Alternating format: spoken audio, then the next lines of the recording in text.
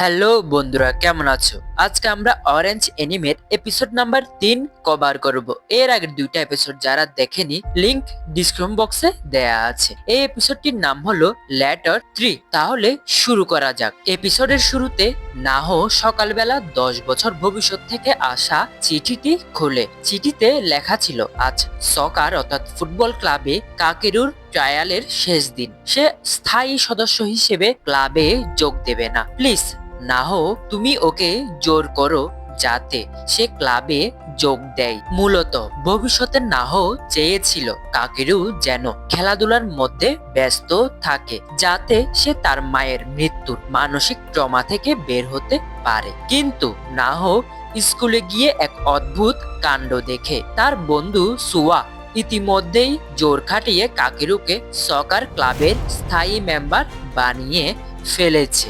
ফলে চিঠির এই অমিল দেখে নাহো ভীষণ আনন্দিত হয়। সে বুঝতে পারে ভবিষ্যৎ আসলে পাথরে খোদাই করা কোনো লিপি নয়। বর্তমানের ছোটখাটো সিদ্ধান্ত দিয়ে ভবিষ্যৎকে বদলে দেওয়া সম্ভব, এবং কাকেরুকে বাঁচানোও হয়তো সম্ভব হবে। এরই মধ্যে গল্পে প্রবেশ ঘটে স্কুলের সবচেয়ে রূপবতী এবং জনপ্রিয় সিনিয়র আপু, যার নাম উয়েদা। সে সকার প্র্যাকটিসের সময় মাঠের বাইরে থেকে কাকেরুর খেলা নোটিশ করছিল। করিডোরে যাওয়ার সময় সে কাকেরুর সামনে এসে ফ্ল্যাট করে এবং বলে যে সে আবারও তার খেলা দেখতে আসবে। উয়েদার মতো একজন পপুলার মেয়ের কাছ থেকে এমন অ্যাটেনশন পেয়ে কাকেরু কিছুটা অবাক হয়। অন্যদিকে কাকেরু ও নাহর মধ্যকার মিষ্টি রসায়ন আরো গভীর হতে থাকে। লাঞ্চের সময় কাকেরু আবদার করে বসে যে নাহো যেন প্রতিদিন তার জন্য টিফিন অর্থাৎ বেন্তো বানিয়ে আনে। শুধু তাই নয়, সে সকালে ঠিকমতো ঘুম থেকে উঠতে পারে না বলে নাহকে প্রতিদিন সকালে কল করে জাগিয়ে দেওয়ার অনুরোধ করে। নাহো অত্যন্ত লাজুক স্বভাবের হওয়ার সত্ত্বেও কাকেরুর জন্য এই দায়িত্বগুলো সানন্দে গ্রহণ করে।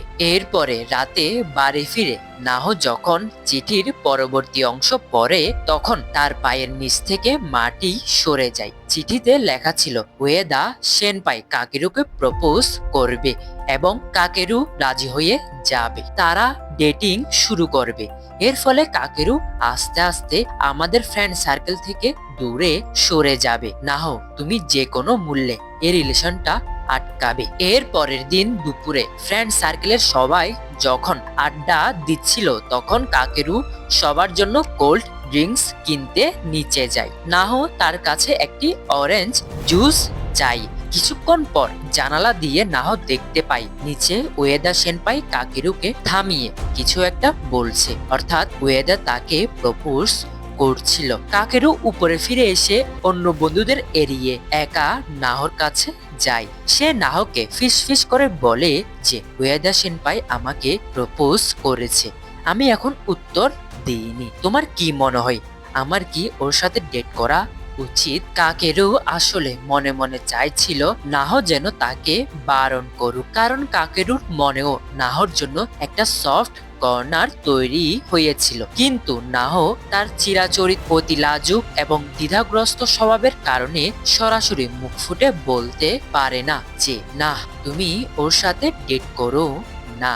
সে শুধু আমতা আমতা করতে থাকে। ক্লাস চলাকালীন নাহর হুট করে চিঠির একটি লাইনের কথা মনে পড়ে, আর সেটি হলো যে কাকেরু ক্লাসের মাঝখানে তোমাকে একটা নোট পাঠাবে। নাহো দ্রুত তার ডেস্কের উপর রাখা ইরেজার বা রাবারের কভারটি খোলে। ভেতরে সে কাকেরুর হাতের লেখায় একটি গোপন চিরকুট খুঁজে পাই। সেখানে লেখা ছিল মূলত, আমি ওয়েদা সেনপাইকে রিজেক্ট অর্থাৎ প্রত্যাখ্যান করে দেব যদি তুমি বলো। এটি দেখে নাহো শক হয়ে ওঠে। সে বুঝতে পারে কাকেরুর সিদ্ধান্ত পুরোপুরি নাহর উপর নির্ভর করছে। নাহো তখন দ্রুত একটি পেন্সিল দিয়ে সে চিরকুটের নিচে লিখে দেয় যে প্লিজ ওর সাথে ডেট করো না। কিন্তু সমস্যা হলো নাহো অত্যন্ত লাজুক হওয়ায় ক্লাস চলাকালীন নোটটি কাকেরুর দিকে ছুঁড়ে মারতে বা দিতে পারছিল না। সে ভাবছিল ক্লাস শেষ হলেই সে এটি কাকেরুর হাতে দেবে,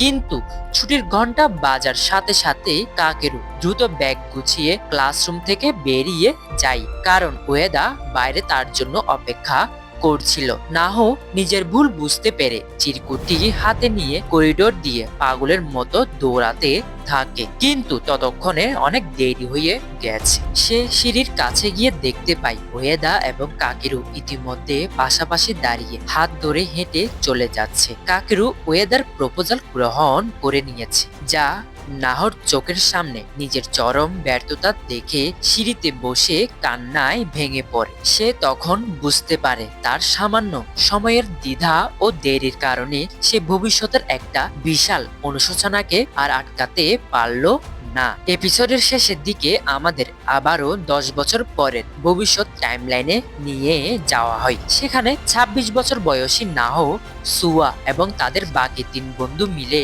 মৃত কাকেরুর 26তম জন্মদিন পালন করতে তার নানির বাড়িতে যাই। আমরা তখন জানতে পারি যে 17 বছর বয়সে হাই স্কুলে কাকেরু মারা গিয়েছিল। তারা সবাই মিলে হাই স্কুল জীবনে মাটির নিচে পুঁতে রাখা একটি টাইম ক্যাপসুল উত্তোলন করে। সেখানে সবার লেখা চিঠির সাথে কাকেরুর লেখা একটি চিঠিও ছিল। কাকেরু তার চিঠিতে বন্ধুদের ভবিষ্যতের জন্য অনেক শুভকামনা জানায়। সে লেখে যে সে দেখতে চায় 10 বছর পর কে কেমন হয়েছে, কার বিয়ে হয়েছে, কিন্তু অদ্ভুতভাবে সে নিজের ভবিষ্যৎ নিয়ে একটি শব্দও লেখেনি। সে 10 বছর পর নিজে কি করবে বা কেমন থাকবে তা নিয়ে কিছুই সে বলে নেই। চিঠিটি পড়ে 26 বছর বয়সী সোয়া ও নাহর চোখ দিয়ে জল গড়িয়ে পড়ে। তারা বুঝতে পারে 17 বছর বয়সের সে কাকেরু আগে থেকেই মনে মনে জানতো যে সে ভবিষ্যতে বেঁচে